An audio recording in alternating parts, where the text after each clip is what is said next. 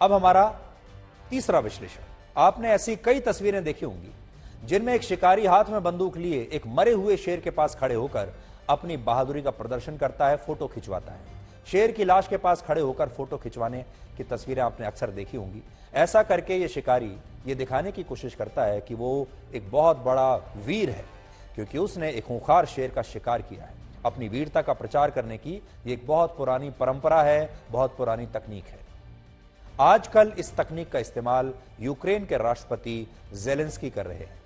सबसे पहले आप ये तस्वीर देखिए जिसमें ज़ेलेंस्की यूक्रेन युद्ध में तबाह हुए रशिया के टैंकों के पास खड़े होकर अपनी फोटो खिंचवा रहे हैं।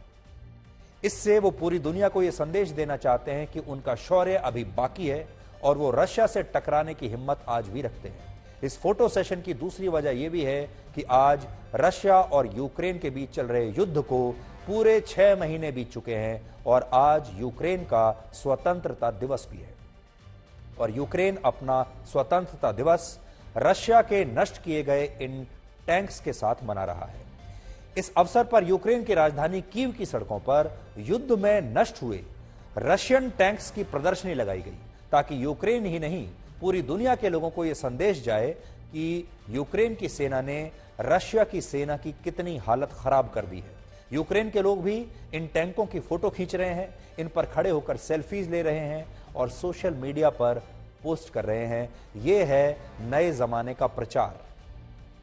लेकिन यूक्रेन का पूरा सच आप तभी जान पाएंगे जब आप युद्ध से पहले की तस्वीरों की तुलना युद्ध के बाद की तस्वीरों से करेंगे। आज हम आपको यूक्रेन के अलावा यूक्रेन के अलग अलग इलाकों की तस्वीरों की तुलना करके दिखाएंगे, जिससे आपको यह पता चलेगा कि एक देश में जब युद्ध होता है, युद्ध चाहे हमारे देश में हो किसी दूसरे देश में हो, उसमें मरते इंसान ही हैं और युद्ध किसी के लिए भी अच्छा नहीं होता। एक तरफ युद्ध के पहले की तस्वीरें हैं आपके सामने और दूसरी तरफ उसी जगह की युद्ध के बाद की तस्वीर है। युद्ध किसी देश को कैसे बर्बाद कर सकता है, इन तस्वीरों से आप समझ पाएंगे। लेकिन यूक्रेन अपने प्रचार के मामले में बहुत तेज है। यूक्रेन में जबरदस्त बर्बादी हुई है। वहां स्कूल, कॉलेज, अस्पताल, रेलवे स्टेशन सब कुछ खंडर बन चुके हैं। लाखों लोग अपने घर और अपने देश को छोड़कर दूसरे देशों में शरण ले चुके हैं। ऐसी बर्बादी के बाद भी वहां के राष्ट्रपति ज़ेलेंस्की एक मंझे हुए अभिनेता की तरह फोटो सेशन और अपने प्रचार में लगे हुए हैं, क्योंकि राष्ट्रपति बनने से पहले, राजनीति में आने से पहले वो एक एक्टर हुआ करते थे और यही काम उन्हें सबसे अच्छा आता है।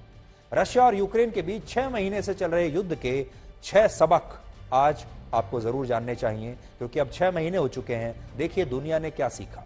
इस युद्ध ने व्लादिमीर पुतिन, ज़ेलेंस्की और दुनिया भर के वॉर एक्सपर्ट्स, रक्षा विशेषज्ञों और बुद्धिजीवियों को सबको गलत साबित कर दिया। इस युद्ध के बारे में 6 महीने पहले जो दावे किए जा रहे थे, उस तमाम दावे गलत निकले। इससे पहले आपको याद होगा दुनिया भर के बड़े बड़े पत्रकार, बड़े बड़े सुरक्षा एक्सपर्ट्स, बड़े बड़े वॉर एक्सपर्ट्स ये कह रहे थे कि रशिया की सेना बहुत शक्तिशाली है और ये युद्ध कुछ दिनों में समाप्त हो जाएगा।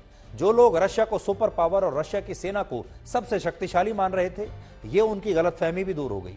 आज 6 महीने के बाद भी रशिया की सेना यूक्रेन पर कब्जा नहीं कर पाई।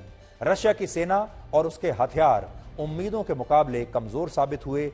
दूसरी चीज दुनिया ने यह देखी। तो पहला हमने आपको बताया उस जमाने के जितने वॉर के बड़े बड़े एक्सपर्ट्स थे, दुनिया के बड़े बड़े एंकर्स थे, जो ये दावा कर रहे थे कि रशिया तो यूक्रेन को कुछ हफ्तों में ही मिटा देगा, गलत साबित हुई। रशिया की सेना को जो हम समझते थे बहुत जबरदस्त, बहुत मजबूत है, उसके पास दुनिया के बेहतरीन हथियार हैं, वो भी 6 महीने हो गए अब तक यूक्रेन पर कब्जा नहीं कर पाए। वो गलतफहमी दूर हुई। अमेरिका और यूरोप के देशों ने यह दावा किया था कि वो रशिया को दुनिया से अलग थलग कर देंगे, रशिया की अर्थव्यवस्था को तबाह कर देंगे, रशिया का बहिष्कार करेंगे। अमेरिका ने रशिया पर आर्थिक प्रतिबंध लगाए थे, उसे इंटरनेशनल बैंकिंग सिस्टम स्विफ्ट से हटा दिया था। इस सब के बावजूद आज रशिया की अर्थव्यवस्था पर और रशिया पर कोई ज्यादा फर्क नहीं पड़ा है। एक और गलतफहमी टूटी। लोग कहते थे रशिया अलग थलग हो जाएगा। रशिया आज भी अलग थलग नहीं है। रशिया के साथ चीन खड़ा हुआ है, रशिया के साथ अफ्रीकी देश खड़े हुए हैं, रशिया के साथ सऊदी अरब भी है, रशिया से भारत भी आज तेल खरीद रहा है और यूरोप के जो देश हैं वो आज भी रशिया से अपनी एनर्जी के लिए खरीदारी करने पर मजबूर है, यानी रशिया अलग थलग नहीं हुआ। सबसे बड़ी बात, इस युद्ध से दुनिया के लगभग सभी देशों की करेंसी कमजोर हुई, लेकिन दो देश ऐसे हैं जिनकी करेंसी और मजबूत हो रही है, और ये हैं अमेरिका और रशिया। यही वो दोनों देश हैं जो इस युद्ध के लिए प्रमुख रूप से जिम्मेदार हैं, और इन दोनों की ही करेंसी मजबूत हो रही है। रूबल और डॉलर दोनों मजबूत हो रहे हैं। इस युद्ध से रशिया के राष्ट्रपति व्लादिमीर पुतिन की लीडरशिप पहले के मुकाबले और मजबूत हुई है। पहले लोग कहते थे वो समाप्त हो जाएंगे इस गलत फैसले की वजह से, लेकिन वो और मजबूत हुए हैं, क्योंकि पुतिन ने पूरी दुनिया को यह बता दिया कि वो किसी से डरते नहीं और अपने मन की बात करते हैं। जबकि दूसरी तरफ अमेरिका के राष्ट्रपति जो बाइडेन की सुपर पावर वाली छवि टूटी है। इस युद्ध से दुनिया के बड़े बड़े अंतर्राष्ट्रीय मंच जो हैं, जैसे संयुक्त राष्ट्र का सुरक्षा परिषद, मानवाधिकार परिषद, EU, नेटो, इन सब की जो छवि है वो कमजोर हुई है। इस युद्ध से यूरोपीय देशों की रंगभेद की नीति भी दुनिया के सामने एक्सपोज हुई। यूरोप के अलग अलग देशों में 67 लाख लोगों को, यूक्रेन से भागे हुए लोगों को शरण मिल गई, जबकि सीरिया में हुए गृह युद्ध के शरणार्थियों को, या इस दुनिया में और जहां कहीं भी गृह युद्ध होता है, खासतौर पर मुस्लिम देशों में जब गृह युद्ध होता है, तो ये यूरोपीय देश वहां के लोगों को अब शरण नहीं देते। और यूक्रेन के लोगों को इन्होंने ये कहकर शरण दी क्योंकि वो भी हमारी तरह श्वेत हैं, वो हमारे जैसे ही दिखते हैं, वो हमारे ही परिवार के सदस्य हैं, इसलिए हम इन्हें तो शरण दे देंगे लेकिन बाकियों को नहीं देंगे। यह युद्ध भारत से 4,500 किलोमीटर दूर हुआ, लेकिन इसका भारत पर असर पड़ा, बल्कि यह कहना होगा कि पूरी दुनिया पर पड़ा। पेट्रोल, डीजल, गेहूं, खाने पीने की वस्तुओं की कीमत सब जगह बढ़ गई, चाहे आप किसी देश में हैं। युद्ध कोई भी देश करे, लेकिन इसकी कीमत पूरी दुनिया को चुकानी पड़ती है, यह हमने इससे सीखा। यूक्रेन का युद्ध आधुनिक समय का ऐसा पहला युद्ध है जिसे पूरी दुनिया ने बहुत बड़ी कवरेज के साथ लाइव देखा, टीवी पर देखा, सोशल मीडिया पर देखा और पल पल के अपडेट लिए।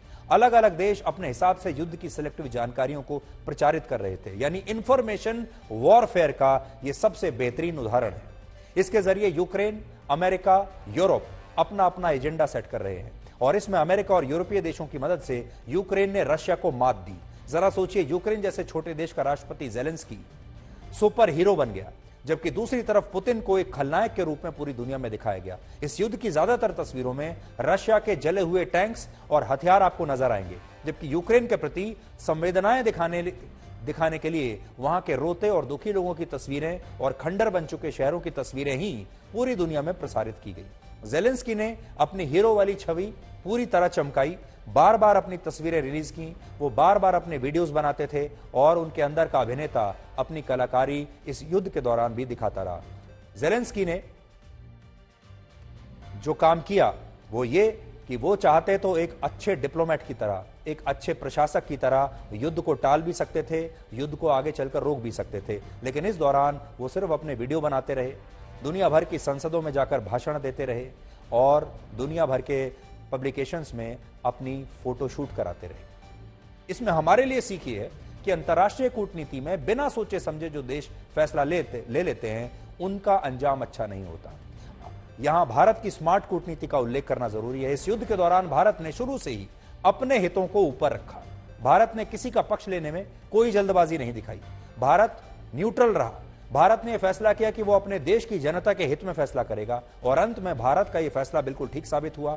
आज हम रशिया से तेल खरीद रहे हैं, और यूरोप के जो देश हैं, नेटो के जो देश हैं, अमेरिका जैसे देश हैं, उन्होंने तुरंत एक दिन में ही फैसला ले लिया कि हम तो रशिया के खिलाफ मोर्चा खोल देंगे, और आज इन सारे देशों की अर्थव्यवस्था पर इसका बुरा असर पड़ा है और वो रशिया का कुछ नहीं बिगाड़ पाए।